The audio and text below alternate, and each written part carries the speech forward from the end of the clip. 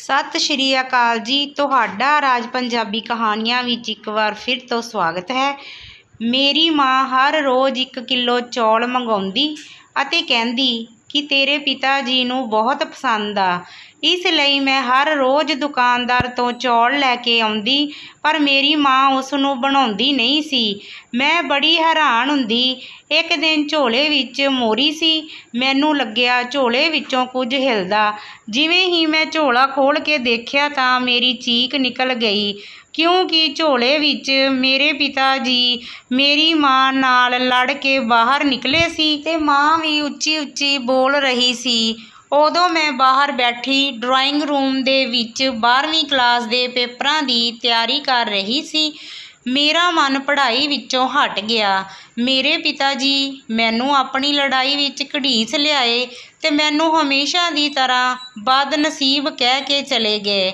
ਮੈਂ ਇਸ ਗੱਲ ਤੋਂ ਥੋੜ੍ਹੀ ਨਾਰਾਜ਼ ਹੋ ਗਈ। ਮੈਂ ਸੋਚ ਰਹੀ ਸੀ ਕਿ ਫਿਲਮਾਂ ਵਿੱਚ ਤਾਂ ਦਿਖਾਇਆ ਜਾਂਦਾ ਕਿ ਮਾਂ-ਬਾਪ ਆਪਣੇ ਇਕਲੌਤੇ ਬੱਚੇ ਨੂੰ ਜਾਨ ਤੋਂ ਵੱਧ ਪਿਆਰ ਕਰਦੇ ਆ, ਪਰ ਇੱਥੇ ਤਾਂ ਮਾਮਲਾ ਕੁਝ ਹੋਰ ਹੀ ਸੀ। ਮੇਰੇ ਪਾਪਾ ਜਦੋਂ ਵੀ ਮੈਨੂੰ ਮਨਹੂਸ ਕਹਿੰਦੇ ਤਾਂ ਮੇਰੀ ਮਾਂ ਨਾਰਾਜ਼ ਹੋ ਜਾਂਦੀ ਅਤੇ ਕਹਿੰਦੀ ਕਿ ਦੁਆ ਕਰ ਟੀਨਾ ਮਰ ਜਾਵੇ, ਤੇਰੇ ਜੀਵਨ ਵਿੱਚੋਂ ਟੀਨਾ ਦਾ ਮਨਹੂਸ ਪਰਛਾਵਾਂ ਹਟ ਜਾਵੇ। ਤੇ ਮੈਂ ਬਾਹਰ ਬੈਠ ਕੇ ਰੱਬ ਨੂੰ ਕਹਿੰਦੀ, ਮੈਂ ਅਜਿਹੀ ਜ਼ਿੰਦਗੀ ਜੀ ਕੇ ਕੀ ਕਰਨਾ। ਰਹਿੰਦੀ ਖੂੰਹਦੀ ਦਾਦੀ ਵੀ ਆਪਣੀ ਕਸਰ ਪੂਰੀ ਕਰ ਲੈਂਦੀ। ਪਿਤਾ ਜੀ ਦੇ ਘਰ ਤੋਂ ਬਾਹਰ ਜਾਂਦੇ ਹੀ ਮੇਰੀ ਮਾਂ ਨਾਲ ਲੜਨ ਲੱਗ ਜਾਂਦੀ। ਸਾਡਾ ਘਰ ਪਾਣੀਪਤ ਦੇ ਮੈਦਾਨ ਬਣ ਜਾਂਦਾ। ਆਂਢੀ ਗੁਆਂਢੀ ਛੱਤਾਂ ਦੇ ਖੜ੍ਹ ਕੇ ਸੱਸ ਬਹੂ ਦੀ ਲੜਾਈ ਦਾ ਆਨੰਦ ਮਾਣਦੇ, ਜਿਵੇਂ ਸਿਨੇਮੇ ਵਿੱਚ ਕੋਈ ਫਿਲਮ ਚੱਲ ਰਹੀ ਹੋਵੇ। ਮੈਂ ਇਹਨਾਂ ਦੇ ਨਿੱਤ ਦੇ ਝਗੜਿਆਂ ਤੋਂ ਤੰਗ ਆ ਚੁੱਕੀ ਸੀ। ਦਾਦੀ ਮਾਂ ਮੇਰੀ ਮਾਂ ਨੂੰ ਕਹਿੰਦੀ, ਮੈਂ ਤੇਰਾ ਤਲਾਕ ਕਰਵਾ ਕੇ ਹੀ ਰਹੂੰਗੀ। ਬਹੁਤ ਐਸ਼ ਕਰ ਲਈ ਤੂੰ ਮੇਰੇ ਬੇਟੇ ਦੀ ਕਮਾਈ ਉੱਤੇ। ਮੰਮੀ ਤੇ ਦਾਦੀ ਦੀ ਤੂੰ ਮੈਂ ਸ਼ੁਰੂ ਹੋ ਜਾਂਦੀ ਤੇ ਖ਼ਤਮ ਹੋਣ ਦਾ ਨਾਂ ਹੀ ਨਾ ਲੈਂਦੀ। ਮੈਨੂੰ ਦਾਦੀ ਦੀ ਐਸ਼ ਵਾਲੀ ਗੱਲ ਉੱਤੇ ਬਹੁਤ ਹਾਸਾ ਆਉਂਦਾ, ਕਿਉਂਕਿ ਮੈਂ ਆਪਣੀ ਮਾਂ ਨੂੰ ਕਦੇ ਵੀ ਆਪਣੇ ਉੱਤੇ 1 ਰੁਪਈਆ ਖਰਚ ਕਰਦੇ ਨਹੀਂ ਦੇਖਿਆ ਸੀ। ਐਸ਼ ਤਾਂ ਬਹੁਤ ਦੂਰ ਦੀ ਗੱਲ ਸੀ। ਮਾਂ ਮੇਰੀ ਮੇਰੇ ਕੋਲ ਆਈ, ਆਪਣੇ ਦੁਪੱਟੇ ਦੀ ਗੰਢ ਖੋਲ੍ਹੀ ਅਤੇ ਕੁਝ ਪੈਸੇ ਕੱਢ ਕੇ ਕਿਹਾ, ਜਾ ਬੇਟਾ ਦੁਕਾਨ ਤੋਂ 1 ਕਿਲੋ ਚੌਲ ਲੈ ਕੇ ਆ, ਤੇਰੇ ਪਾਪਾ ਬੜੇ ਸ਼ੌਕ ਨਾਲ ਖਾਂਦੇ ਆ। ਮੈਂ ਮਾਂ ਤੋਂ ਪੈਸੇ ਫੜ ਤੇ ਆਪਣਾ ਸਿਰ ਢੱਕ ਕੇ ਬਾਹਰ ਚਲੀ ਗਈ।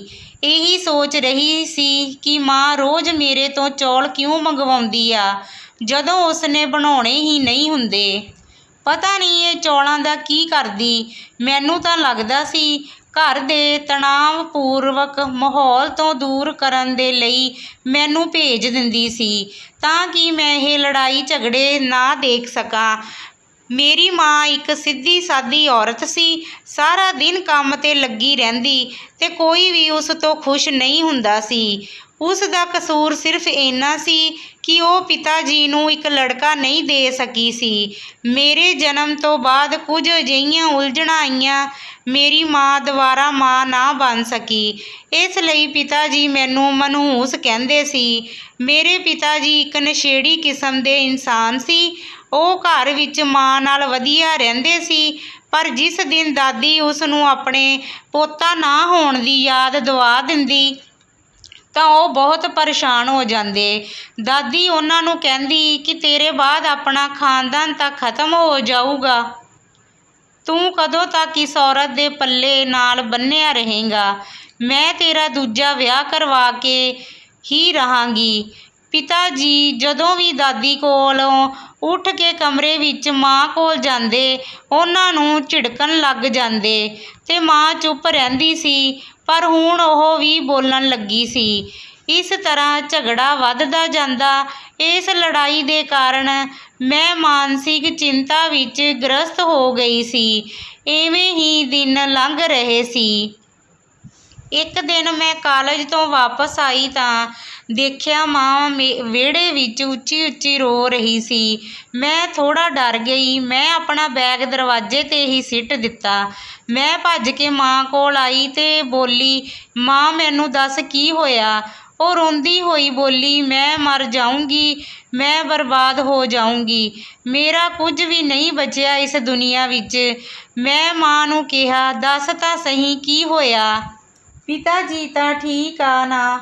ਮਾਂ ਨੇ ਮੈਨੂੰ ਗਲੇ ਨਾਲ ਲਾ ਲਿਆ ਤੇ ਉੱਚੀ ਉੱਚੀ ਰੋਣ ਲੱਗੀ। ਉਸ ਨੇ ਕਿਹਾ, ਤੇਰੀ ਦਾਦੀ ਨੇ ਆਪਣੀ ਸਹੇਲੀ ਦੀ ਕੁੜੀ ਨੂੰ ਬੁਲਾਇਆ।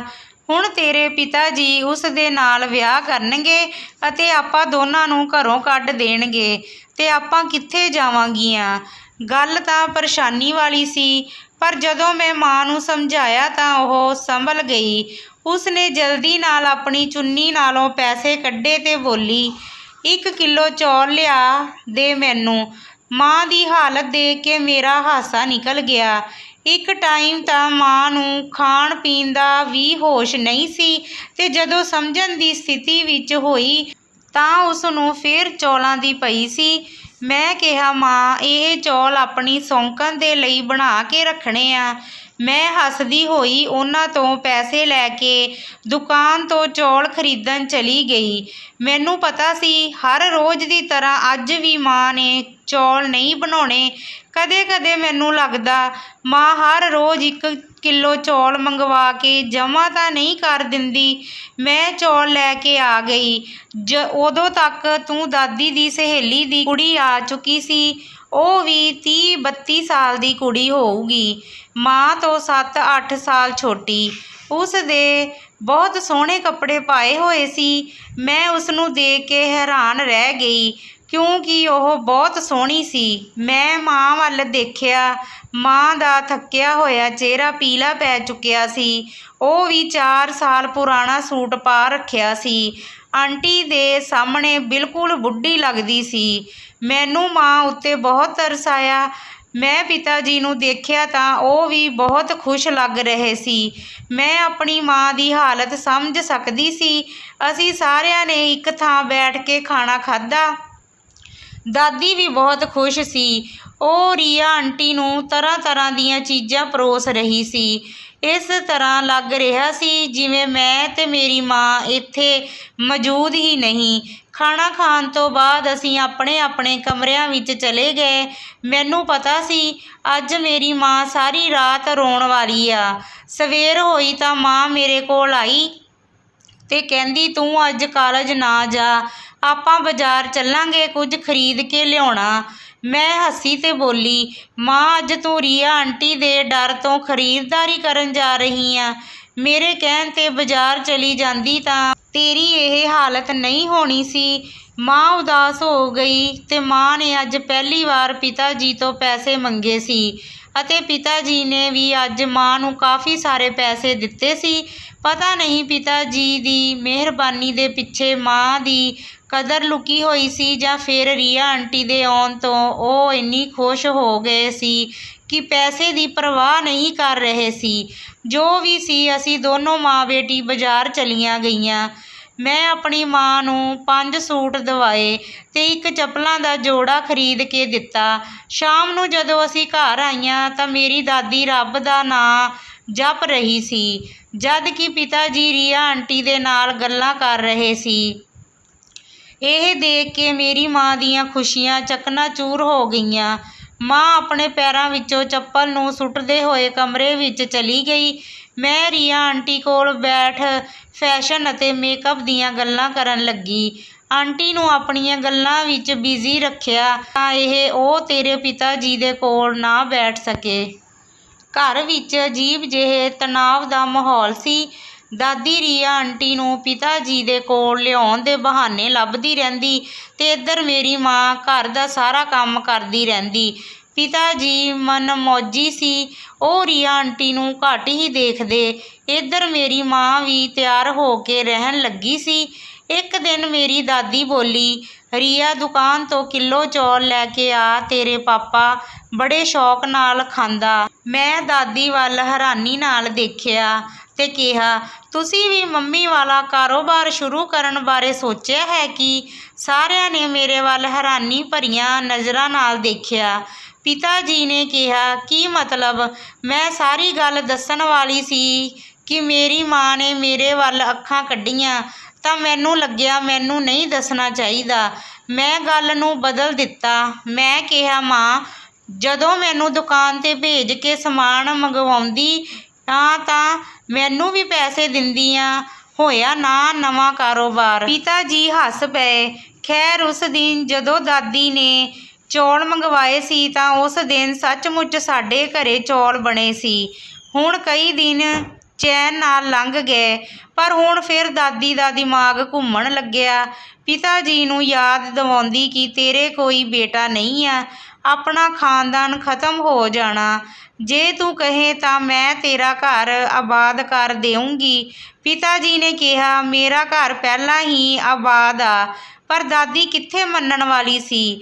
ਇੱਕ ਦਿਨ ਕਾਲਜ ਤੋਂ ਆਉਂਦਿਆਂ ਹੀ ਮੇਰੀ ਮਾਂ ਬਹੁਤ ਰੋ ਰਹੀ ਸੀ।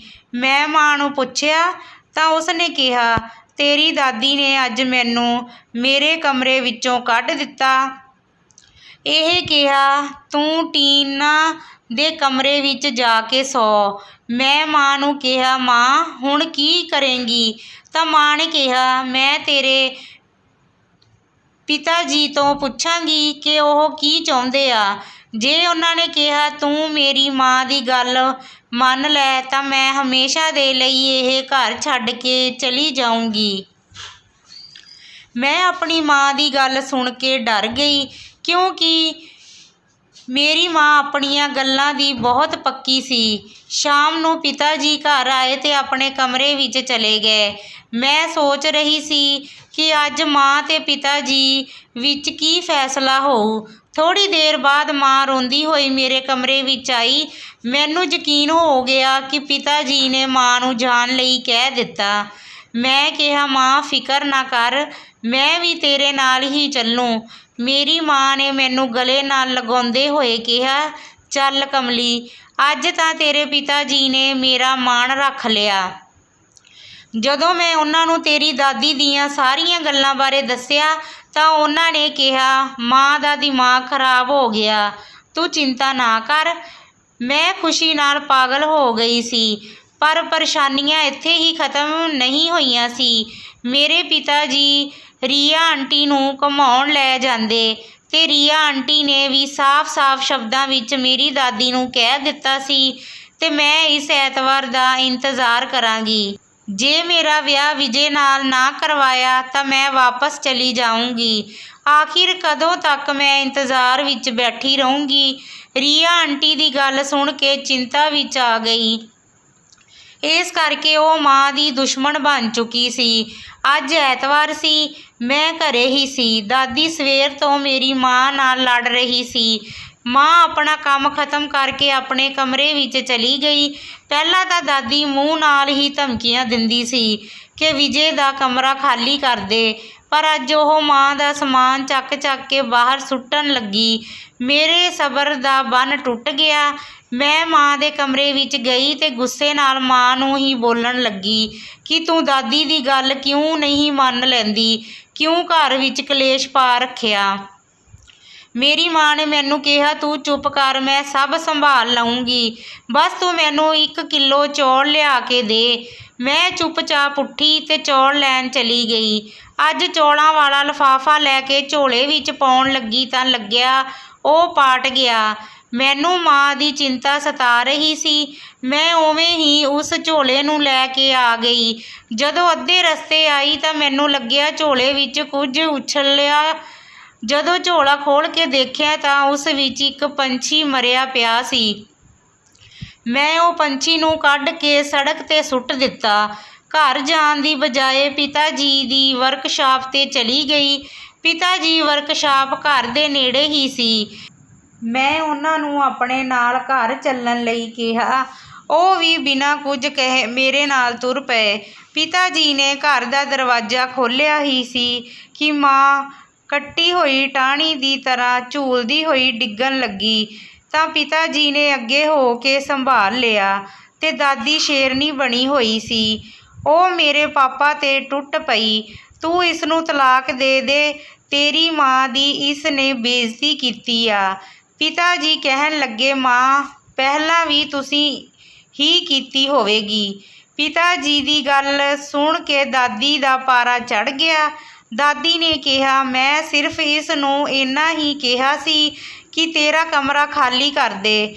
ਮੈਂ ਰੀਆ ਵਾਸਤੇ ਸੈੱਟ ਕਰਨਾ ਤੁਹਾਡਾ ਦੋਨਾਂ ਦਾ ਕੱਲ੍ਹ ਨੂੰ ਵਿਆਹ। ਪਿਤਾ ਜੀ ਹੱਸ ਪਏ ਤੇ ਬੋਲੇ, ਮਾਂ ਬਸ ਕਰ। ਤੇ ਫਿਰ ਕੋਲ ਖੜੀ ਰੀਆ ਆਂਟੀ ਨੂੰ ਕਹਿਣ ਲੱਗੇ, ਦੇਖ ਰੀਆ, ਤੂੰ ਸਾਡੇ ਘਰ ਦੀ ਮਹਿਮਾਨ ਆ।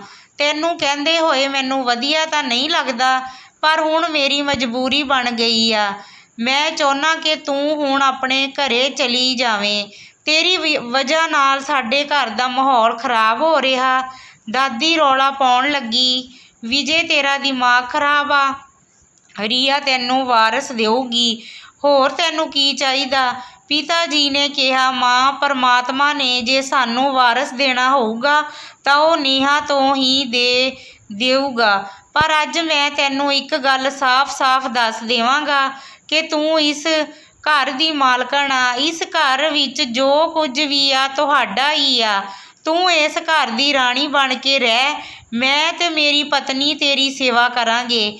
ਪਰ ਜੇ ਅੱਜ ਤੋਂ ਬਾਅਦ ਤੂੰ ਸਾਡੇ ਨਾਲ ਲੜਨ ਦੀ ਕੋਸ਼ਿਸ਼ ਵੀ ਕੀਤੀ ਤਾਂ ਅਸੀਂ ਤਿੰਨੋਂ ਇਹ ਘਰ ਹਮੇਸ਼ਾ ਲਈ ਛੱਡ ਕੇ ਚਲੇ ਜਾਵਾਂਗੇ।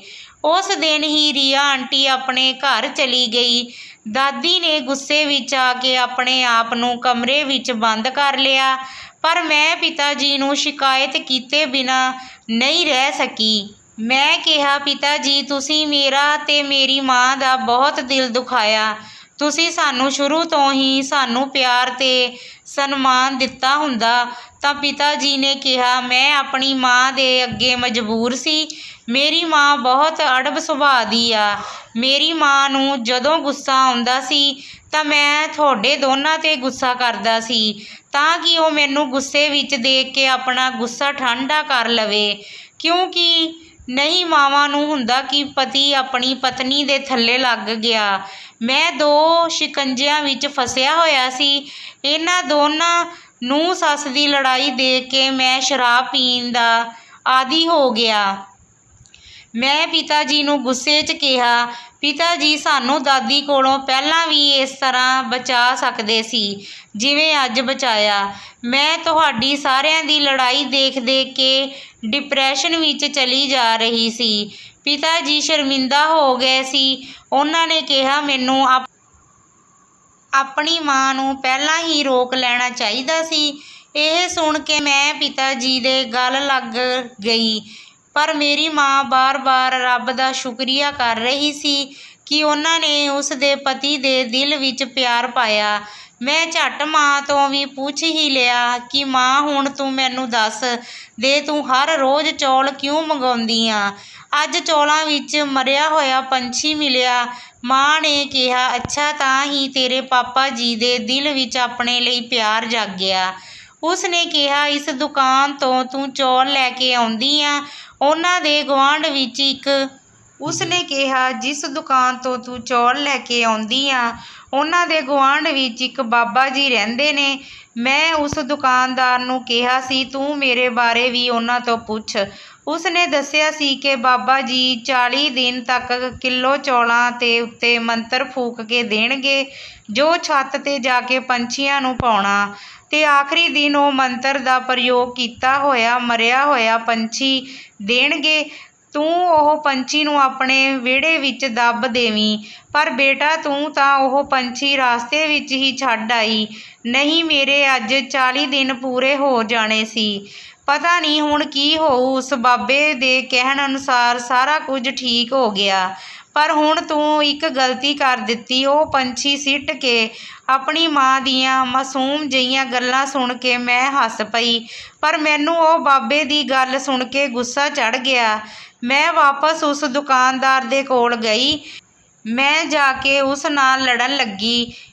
ਮੈਂ ਕਿਹਾ, ਤੈਨੂੰ ਡੁੱਬ ਕੇ ਮਰ ਜਾਣਾ ਚਾਹੀਦਾ ਕਿਉਂਕਿ ਤੂੰ ਲੋਕਾਂ ਨੂੰ ਗਲਤ ਰਾਸਤੇ ਪਾ ਰਿਹਾ।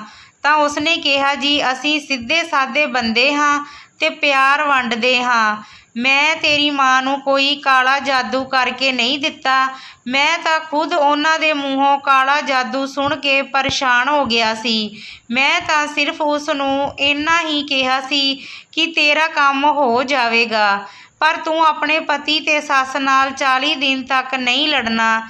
ਹੁਣ ਤੂੰ ਖੁਦ ਹੀ ਸੋਚ ਲਾ ਕਿ ਕੋਈ ਔਰਤ 40 ਦਿਨ ਤੱਕ ਆਪਣੇ ਘਰ ਵਾਲਿਆਂ ਨਾਲ ਨਹੀਂ ਲੜੇਗੀ ਤਾਂ ਘਰ ਵਾਲੇ ਉਸ ਨਾਲ ਕਿਉਂ ਲੜਨਗੇ? ਉਹ ਵੀ ਇਨਸਾਨ ਬਣ ਜਾਣਗੇ। ਮੈਂ ਦੁਕਾਨਦਾਰ ਦੀਆਂ ਗੱਲਾਂ ਸੁਣ ਕੇ ਬਹੁਤ ਪ੍ਰਭਾਵਿਤ ਹੋਈ। ਉਸ ਨੇ ਸਮੇਂ ਦੇ ਨਾਲ ਪੂਰੀ ਸਥਿਤੀ ਨੂੰ ਕਿਵੇਂ ਸੰਭਾਲਿਆ। ਉਸ ਨੇ ਮਾਂ ਨੂੰ ਕਿੰਨੀ ਗਹਿਰਾਈ ਵਾਲੀ ਗੱਲ ਦੱਸੀ। ਪਰ ਮੇਰੀ ਮਾਂ ਦਾ ਮੇਰੇ ਪਿਤਾ ਜੀ ਨੂੰ ਬਹੁਤ ਪਿਆਰ ਕਰਨਾ, ਸਭ ਦੇ ਮੂਹਰੇ ਚੁੱਪ ਰਹਿਣ ਨਾਲ ਇਹ ਸਭ ਬਦਲ ਗਿਆ ਸੀ। ਜੇ ਹਰ ਇਨਸਾਨ ਆਪਣਾ ਮੂੰਹ ਬੰਦ ਰੱਖਦਾ ਤੇ ਸਬਰ ਕਰਦਾ ਤਾਂ ਛੋਟੀਆਂ-ਛੋਟੀਆਂ ਗੱਲਾਂ ਨਾਲ ਘਰ ਨਹੀਂ ਟੁੱਟਦੇ। ਜੇਕਰ ਤੁਸੀਂ ਇਸ ਚੈਨਲ 'ਤੇ ਨਵੇਂ ਹੋ ਤਾਂ ਸਾਡੇ ਚੈਨਲ ਨੂੰ ਜਲਦੀ ਨਾਲ ਸਬਸਕ੍ਰਾਈਬ ਕਰ ਲਓ ਅਤੇ ਬੈਲ ਆਈਕਨ ਦੇ ਬਟਨ ਨੂੰ ਦਬਾ ਕੇ ਆਲ 'ਤੇ ਸੈੱਟ ਕਰ ਲਓ ਤਾਂ ਕਿ ਸਾਡੀਆਂ ਕਹਾਣੀਆਂ ਤੁਹਾਡੇ ਤੱਕ ਜਲਦੀ ਪਹੁੰਚ ਸਕਣ। ਤੁਹਾਡਾ ਕੀਮਤੀ ਸਮਾਂ ਦੇਣ ਲਈ ਬਹੁਤ-ਬਹੁਤ ਧੰਨਵਾਦ।